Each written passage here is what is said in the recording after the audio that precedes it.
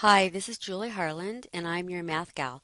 Please visit my website at yourmathgal.com where you could search for any of my videos organized by topic. This is part 11 of ellipses, and in this video we consider the main facts about an ellipse centered at HK, including foci, and then we graph, find the center, the vertices, the foci, and length of the major and minor axes for the ellipse that has this equation.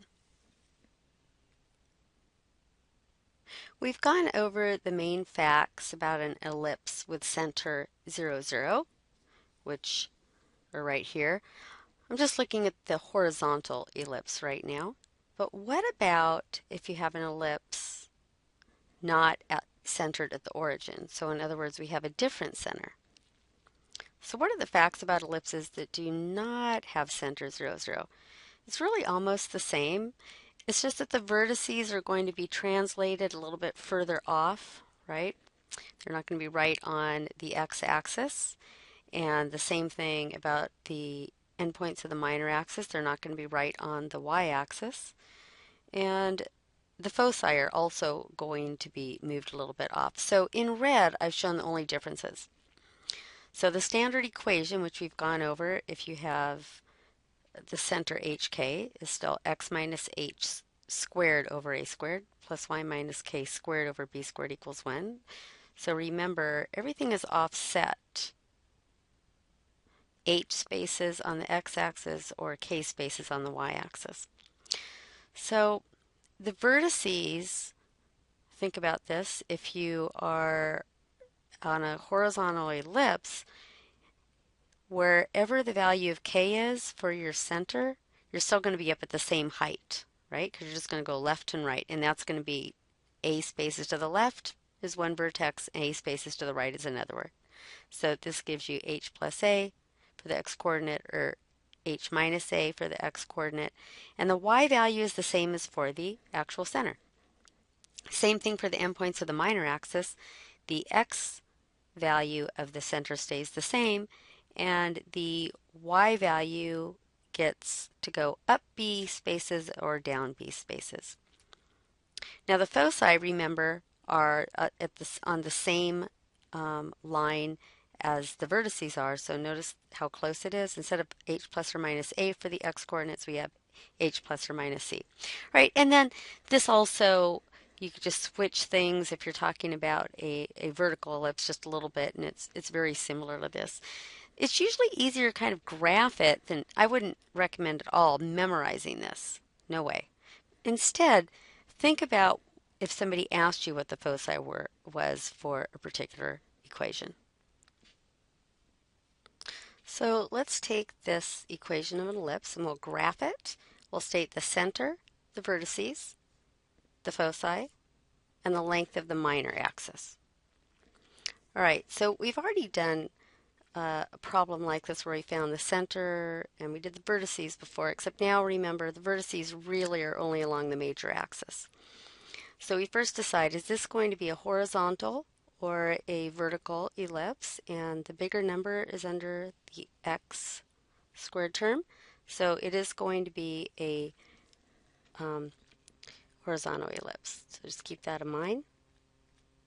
So this is a horizontal ellipse. So we know the major axis is going to be parallel actually to the x-axis, and the minor axis is going to be parallel to the y-axis. So the interesting thing is, remember this can be written as 5 squared and 3 squared. The length of the minor axis is the same. It doesn't matter where the center is. So since 9 is 3 squared, okay, this is the same as 3 squared, then the length of the minor axis is 2 times 3, or 6. So that's, we know, is going to be 6. What's the center?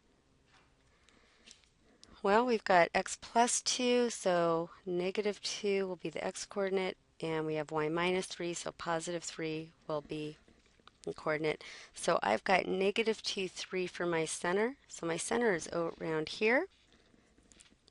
And then I've got 25 underneath the x squared term, so I'm going to go 5 to the right, 5 to the left. So we have 1, 2, 3, 4, 5. and that's one of your vertices right there. And then we go to the left, 1, 2, 3, 4, 5. There's another vertex.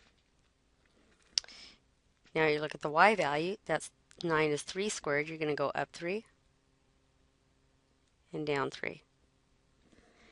And so we'll sketch this ellipse in a minute. But what are the vertices? I think I'm going to need a little bit more room to write those vertices. Okay. You just look at it. Okay. Remember, it's along the major axis. So this is -7 and up 3. -7 and up 3. And the other vertex is over here, over 3 and up 3. Notice the y value stayed the same as what it was in the center. Okay? The new x values, if you take the x coordinate, I just subtracted 5 or I added 5. But of course it's easier just to look here and see them. So those are the vertices. All right, so the only thing new here is the foci. Well, we do the foci the same way we did it for the other problem. C squared is simply the bigger number minus the smaller number.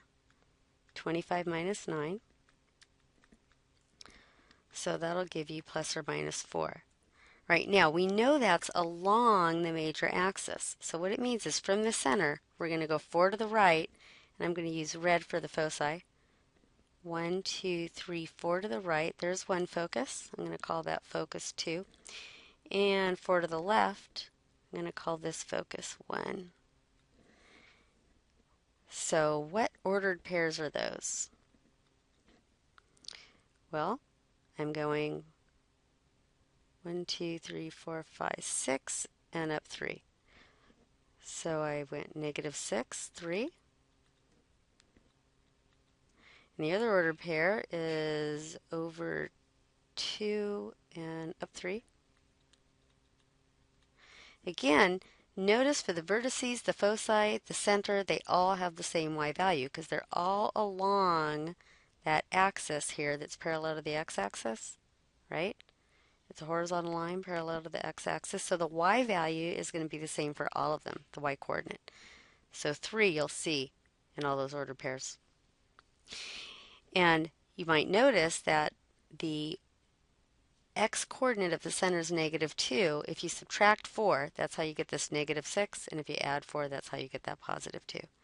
So now I've done this whole problem, except sketching, which I'll do now. And so there we have the ellipse, and we're done. So even though I've given you some main facts here, writing in alters of H and K and A and B and blah, blah, blah. Well, I certainly don't memorize all this, but it's kind of easy to figure out if you need to, right? You're just offsetting things because of this H and K, right? So it gets offset. But it is easier just to go ahead and graph it, and then you could simply look and see where those vertices are going to be. I could have asked more questions, like I could have said, what's the length of the major axis? And that would be 10, right? Because this is 5 squared, and remember, so it's 2 times 5. So I could have asked that question. I could have asked, what are the endpoints of the minor axis? And of course, the endpoints of the minor axis would be what?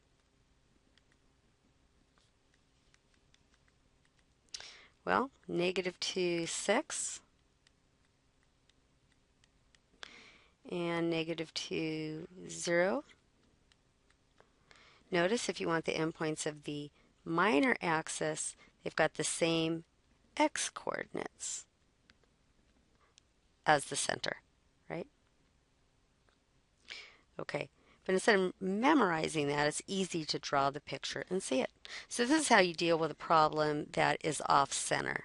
And usually you're not asked all these different things, but it's good to be able to answer them if you are.